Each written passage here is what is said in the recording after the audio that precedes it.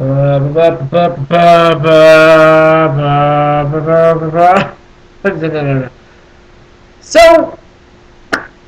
let me ask you a question. Have you ever seen one of those new Camaros rolling around out on the street? Of course you have. You've seen one of the new Camaros. Now, the thing about the new Camaros is that you see them, you want to drive them, they're very cool if you're a car person. But now let's imagine that you've got one of those new Camaros, right? You personally own one. You've got it. You've got the new Camaro. You're driving down the street. But the thing of it is that when you bought this new Camaro, you discovered that the inside of the new Camaro is kind of grungy. The seats aren't very nice. They're kind of already worn. The dashboard is dusty. The inside of the car is just it's grody, man. It's just really grody. And you think to yourself, God, I really like this car. Like, it looks cool. It's the kind of car that everybody wants to drive. People are lining up to buy it. But for some reason, like, the inside is just nasty. And you want to show off to your friends. You say, this Camaro is so cool. I love this Camaro. It's really cool. And they're like, oh my God, can I see the inside? Let's go for a ride or something. You're like,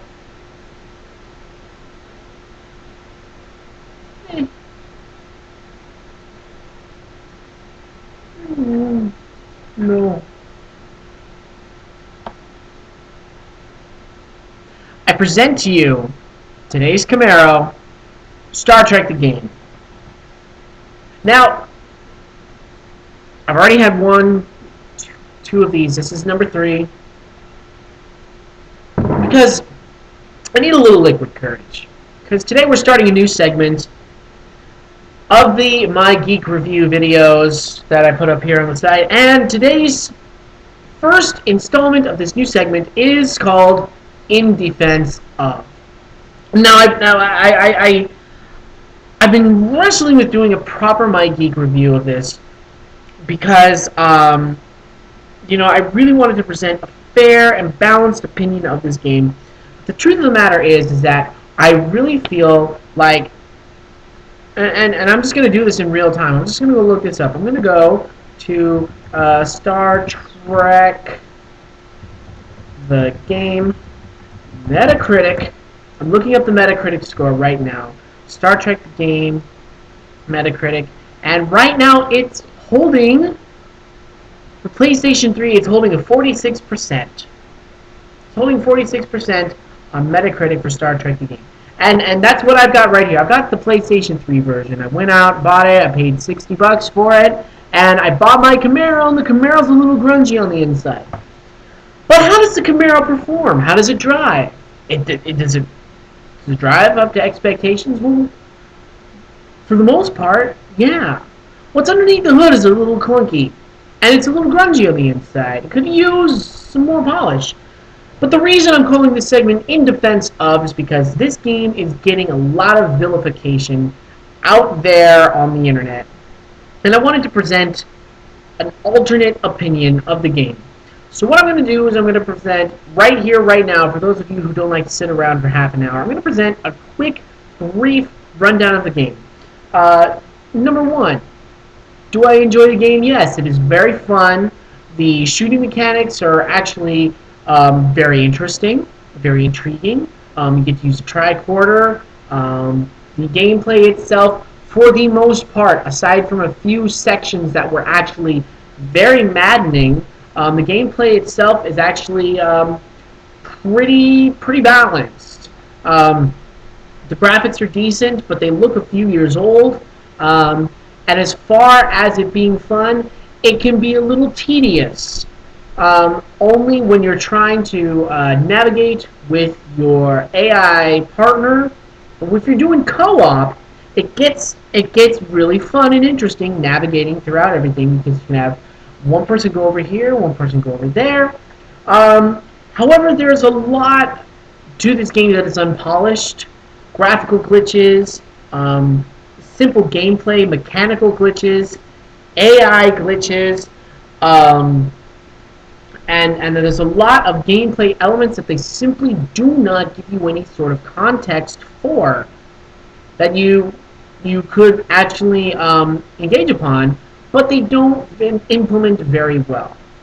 However, as a Star Trek game, I feel like the experience of it, being a Star Trek fan, I mean, as a Star Trek fan, I feel like the experience of it is worthwhile enough to give it a 6.5 out of 10. However, being the gamer that I am, and understanding how games, and from like the standpoint of mechanics, writing, cinematics, all of that understanding, as a gamer, I can't give it a higher score than a 5 out of 10.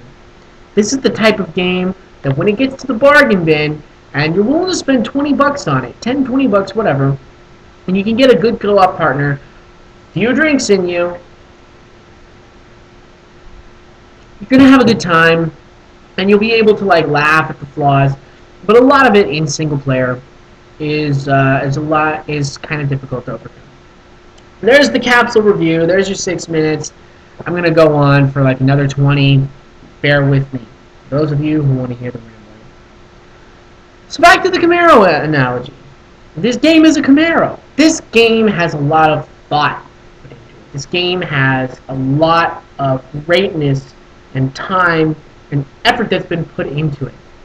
And what's difficult to fathom about the game is that single fact, simply because of the lack of polish that has gone into the game.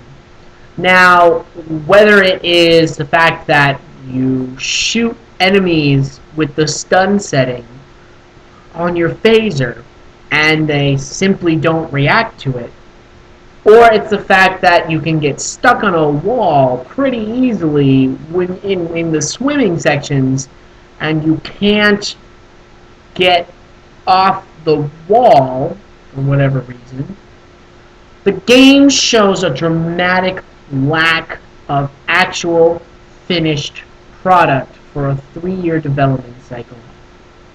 Now, to be fair, 3 years is a pretty short amount of time depending on the game that is being developed. Not nearly as awful as, say, Duke Nukem Forever, but when you're talking about video games, if you told me that a game has been in development for a year and is now being released, I'm going to be a little skeptical. Because a year for a video game, that's hardly anything. If you're saying from conception to finished product 1 year, that's hardly anything. So if you take that, multiply it by 3, you should be getting a fairly decent product. Let's not say you're going to get something great. You should be getting a fairly decent product, right? Surprisingly enough, Star Trek the game gives you a decent product. But in today's world of modern video gaming, the next generation coming upon us with PlayStation 4 and the Xbox Infinity and the Wii U already upon us, a decent product is not enough to carry a game and to inspire enough people to come by and buy enough copies to make it worthwhile for the developer. Now, the developer has clearly put a lot of thought into this product, from the music to the opening menu to the gameplay styles, Kirk and Spock, to the writing, which has its pros and cons, to just the general overall feel of the game, which perfectly captures the J.J. Abrams-esque Star Trek that we got in 2009 with Star Trek, the movie. This is, if you throw out all the bugs and glitches, this is a quality product. There's a lot of thought and effort put into it. I want to address a few things. First of all, the shooting mechanics are great. You can carry around 2 different types of grenades, stun and kill. You can carry around 2 different weapons, a rifle or of some sort, and your standard issue phaser. Now, Kirk and Spock both have different phasers, which I find is interesting. Spock carries a Vulcan repeater, which shoots 2 or 3 shots at a time, and Kirk has his specially modded out Captain's Phaser. But both weapons come with two settings. If you're playing and you shoot with R1, you're firing on the kill setting. If you shoot with R2, you're firing on the stun setting. And that is one of the very, very cool things about this game as a Star Trek game. You can, with the exception of a couple of enemies, even after you've upgraded the phasers, there's only a couple of enemies that you cannot stun and take out with non-lethal force. This very much is reminiscent of the Metal Gear Solid series, in which you can potentially take everyone out without killing them. You can do the same thing in Star Trek. In fact, they give you bonus points for acting like a Starfleet officer, doing things non-lethally, for finding alternate routes around the simple violent conflict, and for doing things without provoking enemy combat. There was a lot of thought that went into how do we make this like a Star Trek experience, and it shows. Unfortunately, it gets lost in the weak implementation of the rest of the game's mechanics. For example, the aforementioned glitch where you shoot an enemy character and they don't actually react. I had a couple of times where I was shooting people. I was stunning them, didn't stop moving. I finally gave up and I went for the kill. They didn't even slow down until a few seconds later, where finally, mysteriously and magically, I killed them. Now, that shouldn't have happened in any game, let alone a Star Trek game. So that takes away from the experience. What else takes away from the experience? There are moments in the game where you're asked to take your tricorder and hack into different computer systems via a number of mini games. Whether it requires Kirk and Spock to do it at the same time, or just you, the player character, going through and doing what you need to do. But what I discovered, and what I didn't realize was something that's even a gameplay mechanic in the game, is there are certain points where if you need to hack a certain system, rather than hacking it, you can stun an enemy character, and then as Spock, you can mind meld with them, learn the passcode, and then you can go to the computer that you were supposed to hack, and instead of hacking it, you'll just unlock it magically. Now, is that cool? Fuck yes, that is so cool! Spock stuns a guy, mind melds with him, and he's able to unlock the computer rather than hacking it? That is really fucking cool in a Star Trek game. That is one of the great things about the game, that it provides you with like Kirk, who just like runs in and does things, and then you've got Spock, who's a little more tactical and logical. And yes, Spock, after stunning characters, he can sneak up behind them and he can Vulcan nerve pinch. Now, the whole mind meld to get the passcode thing is very, very cool. However, I discovered it completely on accident. What? There's a great video by Egoraptor in his Sequelitis series on Mega Man X, and how it doesn't really hold your hand and say, you can do this, you need to do this, tutorials in video games. And I totally agree with that.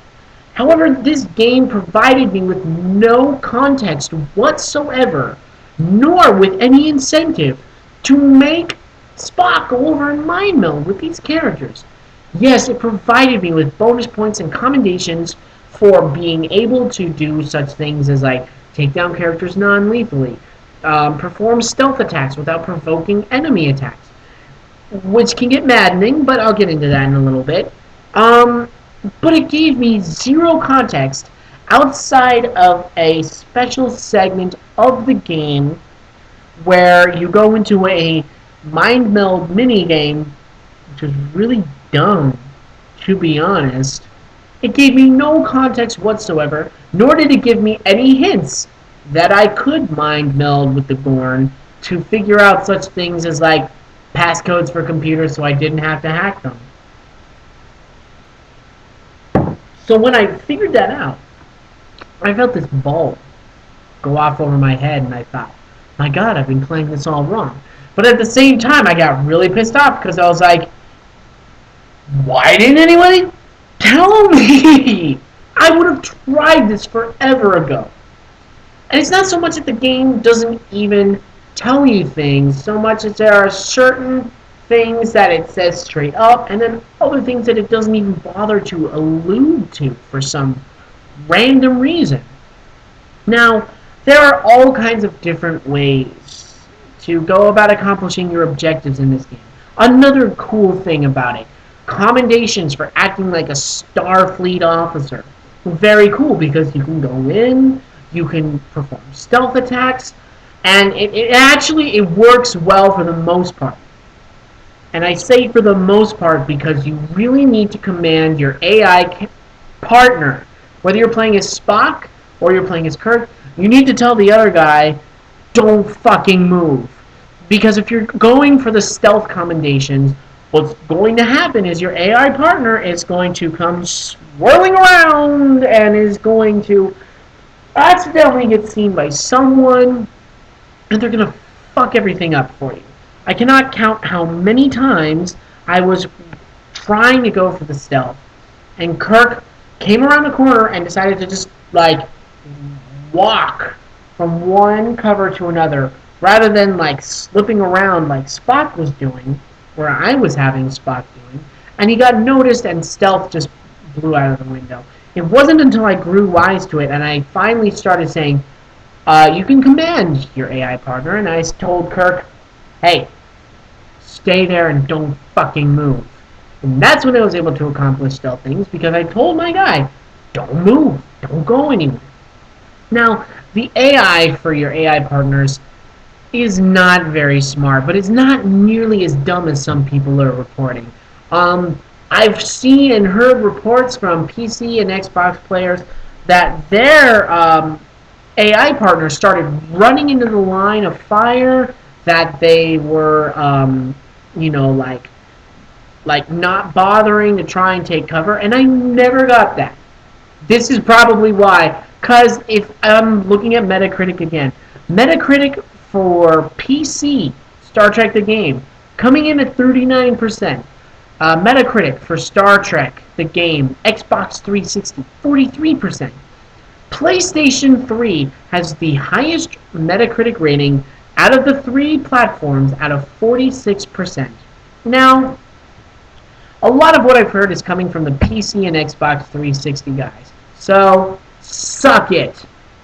Never been an Xbox 360 fan, although I am a PC fan, but at the same time, playing on a PC for me can be kind of tenuous, mostly because upgrades to the PC happen all the time. You can never stick with one, platform or RAM or graphics card for too very long before you need to upgrade it. This is why I'm a console video gamer. I do have a number of games for the PC. I do enjoy playing them, but primarily I'm a console player. PlayStation 3 apparently got the least buggiest version when it came to your AI characters, because I've heard reports of your AI partner just jumping into combat, getting fucked up, screwing things up for you, and outside of the aforementioned stealth parts, I never got that. My AI partner was very responsive. He came and helped me. He came and he got into firefights, and he held his own for the most part. Aside from being, an idiot here and there in some boss fights, the AI partner held his own and didn't fuck anything up. So, PlayStation 3 owners, you can take comfort in knowing that your AI partner is actually going to help you out, do well, take cover, and hold their own in a firefight. Xbox 360 and PC, I'm really sorry, but you can suck my dick. PlayStation for life. So dumb. I can't believe I just said that. What else about the game? There's a great segment. There's a great segment, and at the same time, an absolutely maddening and frustrating segment where you take over a phaser and photon turret on the Enterprise. And you're flying through space, and you get to direct the phasers and the photon torpedoes as you're flying through space, and you're shooting at Gorn ships, and there's debris coming in. And what they do is they provide you with this thing called a tactical response. It basically slows everything down in the game so that you can think of it like in Red Dead Revolver or a Red Dead Redemption, I'm sorry, where you get to slow everything down, you can target different body parts, and all of a sudden he's like, ba ba ba ba ba ba ba ba, and he shoots all of them in rapid succession. In this version, in the Star Trek version, what happens is that you get to slow everything down, and you can target multiple characters, and you're treated to a brief cinematic, again, very J.J. Abrams, where the Enterprise starts shooting its phasers. You get to go outside, and you see the Enterprise shooting its phasers rapid fire, and it's so cool. It is so very cool. The only problem, and the maddening problem, is that they don't really properly explain how the tactical system works. And this comes into play during another segment in which the Enterprise is getting bombarded with suicide bombers, right? So it's these little Gorn shuttles that are literally driving themselves into the Enterprise and then blowing up.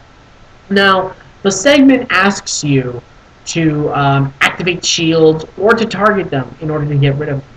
I can't count how many times I went through this segment because I had no idea that I didn't need a full charge on my shields in order to protect myself. I charged my shields during the first barrage, and then I started targeting, and then I had no more shields. I was waiting for them to recharge, and then I couldn't target anything, and then I kept blowing up, and shit was happening, and it was like, what's going on? Finally figured it out on my own, and that's a great thing about certain video games in which you're able to figure it out on your own, but in this case, the game didn't properly explain anything to me. It didn't provide any context. It said, press this button to raise your shields. I saw my shields draining. I was waiting for them to recharge. You would think you need to wait for your shields to recharge and then you need to gun down everything else. But if I can't see everything that's coming in at me while my shields are recharging, it's so very difficult for me to be able to protect my ship. Simultaneously, that whole tactical slowdown lets you target multiple things mechanic only pops up every once in a while. I couldn't really figure out what the conditions were for the tactical option to pop up and allow me to go through the elaborate target, cool cutscene, back to me controlling the phaser turret and shooting things. I don't know. I mean, once I figured it out, it's a really cool sequence, but then you have to figure it out. And again, the game is terrible at providing context for these sort of things. If you go in knowing it, you're going to be fine. You'll figure it out. It might be slightly frustrating, but what makes it more frustrating and more elongated a process is the fact that the game doesn't properly present you with the evidence necessary in order to maintain those gameplay mechanics and to utilize them properly. That is the game's biggest failure. What it does really great is it repeats a lot of things where you have to work with your partner, prying open doors. I did that 72 million times. Giving my partner a boost. I did that 72 million times. Hacking computers, whether on my own or with a partner. I did that 72 million times. They were pretty interesting the first 2 times. And the other 72 million times, it was like, okay, this is what I gotta do. And I mean, I don't think a game necessarily has to provide you with a different, a literally different puzzle every single time that you come across something. I mean, look at Mass Effect 2 and its hacking system for whether or not you're hacking a computer system and you have to find the properly color-coded segments, or whether or not you're just unlocking a door and you have to find the matching symbols and they be able to link them up together. But at the same time, Star Trek utilizes these segments, these hacking segments, so often that it feels like that's the game for the most part. Run, shoot, hack a thing, run, shoot, hack a thing, Uncharted climbing segment, which those were not bad. I'm not gonna knock the climbing segments because they felt alright. Kirk and Spock climb and do things, whether it's in the original series, in the movies, or in the new J.J. Abrams movies. So I'm not going to knock the Uncharted climbing segments. The only thing about it that I'm going to knock is the same thing that people knock about Uncharted. Is that it was a little difficult to tell what I could grab onto and what I could not grab onto. But again, that is a complaint that is leveled over at the Uncharted series, which is hailed as one of the best game series of all time. And I hated the third one, by the way. But the first two games are masterpieces, and people still complain that it is so difficult to figure out, well, where can I jump? How do I get over there? Is this over there? But look, Star Trek does the climbing Uncharted sequence. It does it well, it does it fine, it does it alright. So I'm not going to knock that. I liked it. It felt natural, so sue me. So I've basically gotten over most of the major complaints. How's the script? The script is good when it comes to dialogue and banter, but when it comes to some of the more like video game-ish moments, like we have to go over here, wow, it can feel really contrived. The story itself it's pretty interesting. I will say that the script provides two great Kirk moments. It doesn't go out of its way to do anything necessarily as far as like Spock moments. I mean, later near the end of the game, Spock has a great moment with the final boss, but I think that might be a character-specific thing. I don't know. I mean, I played through as Spock because I love Spock. But there are two great Kirk moments in this game that you cannot deny are fantastic moments. The first one, Kirk has the option of going through this interdimensional rift to follow the Gorn, but they're low on power, they might not survive, Starfleet has no idea, so Kirk makes the hard decision to not follow his instinct and going guns blazing, and he holds back and he says, we need to wait. We're just going to wait. And that was a great moment because it had gravitas and it was well written and well scripted and well directed. It was one of those moments where like you know that they got Star Trek in this. You know that they understood what was going on in this game. It was so perfect. The other great Kirk moment had my jaw on the floor for how ballsy it was because it's so not just Kirk, but new Kirk. There's a moment where they're on the bridge, Uhura has been captured, there's Gorn on the bridge, there's no, they're totally outmanned and outgunned, and the Gorn are telling Kirk to give them control of the ship, and Kirk goes, fine, you want control? Here's control. So Kirk starts tapping at the console, and Spock is like, are you sure you want to do that? I don't advise that. And Kirk's like, I don't know, hold on. So he starts tapping at the console, and then it goes into a quick mini game where you are flying this shuttlecraft that was outside of the Enterprise. You fly the shuttlecraft, you remote control it, and you smash it into the bridge of the Enterprise. The whole thing decompresses.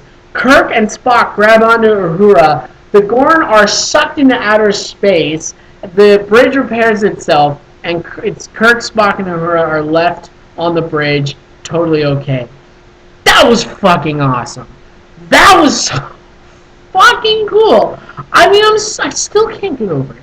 It's just a fucking cool moment. Like, that's balls. That's Kirk. That is such a Kirk move. He rammed the goddamn bridge because he wasn't going to let these Gorn take over the ship. Holy fuck. There's a lot of great segments when you're on the Enterprise, whether it's climbing through the Enterprise, chasing down the Gorn, or you're just even just walking around and you're defending sickbay. There's a lot of great moments. There's a lot of great things to enjoy about this game. The only problem is that so much of it is easy to get lost within the murk and the glitches. And this is a game that is a Corvette. All right, I mean a Camaro. Fuck. This is a Camaro. Okay, this game is a Camaro. All right. But the problem with this Camaro is that when you finally get inside and you sit down and you're happy with the fact that you bought this Camaro, you're going to find that the interior is dirty, the upholstery is worn, and you're like, wow, this is a really cool car and I really want to like this, but every time I sit down, it's really difficult. And that's essentially what the game is like. Now, as I said earlier, in the first couple of minutes of this review, as a Star Trek fan, I feel like they got enough right to warrant a 6.5. It's not as bad as a game as you think. There are some great things, like using the tricorder is very cool. Using the tricorder is extraordinarily cool because you can highlight enemies, you can see through things, you can scan the area, you can scan objects, items, you can get information about the surrounding environment. It's really, really neat, and especially just like utilizing the phaser in kill and stun. I was straight up running around stunning people and taking them down non-lethally just because. And it feels visceral and thrilling to be able to do that. And I think a lot of people didn't focus on that necessarily because they felt like the game was encouraging them to run and gun. And so it kind of is, unfortunately. I hate to say it. But if you actually play and do it the way that you want to do it, it can be really fun. The voice work is solid. Uhura is unfortunately woefully underutilized. But the voice work is solid, the acting is solid, the script is solid for the most part, the gameplay is solid for the most part. But what unfortunately happens is you find a complete and total lack of polish. That for a product like this, it's supposed to be a AAA title, it's just unfortunate. So as a Star Trek a total Trekkie, I'm not going to say I'm a Star Trek person, I'm a Trekkie. As a Trekkie, this game gets a 6.5 out of me. And if you can find it in the $20 bin once it goes to deep discount, I highly recommend getting it with a co-op partner and just having a lot of fun with it. But unfortunately, as a gamer, I can't give this more than a 5 because it's a finished product, it's a final product, it's unpolished, it's buggy, and it's glitchy. And a lot of the better gameplay mechanics are just not explained. There's no context for it. Now, again, I call this segment in defense of, and I am providing a defense of, this game is not as bad as everyone is saying it is. Was it worth the $60? You know, unfortunately not. $40, I will go so far as to say this game is worth $40. Alright, because you can get a lot of entertainment out of this game for $39.99. But if you are a casual gamer, if you're a person who likes Star Trek, you want to play this game, you want to have a few laughs with a buddy, wait until it's $20, go for it, you're going to get your money's worth. Because the game is playable, the game is entertaining, the game just doesn't go to the lengths that it ought to in order to provide you with that AAA experience, rather than just like the standard issue run and gun kind of a thing that most games try to provide. So, in defense of Star Trek the video game, I'm going to give this a 6.5. However, on a standard base level, it's a 5. So, thank you for sticking around for this video. I didn't really introduce who I am because you should probably know who I am. But I'm CK Burch. I'm a writer, I'm a blogger, I'm a Twitterer?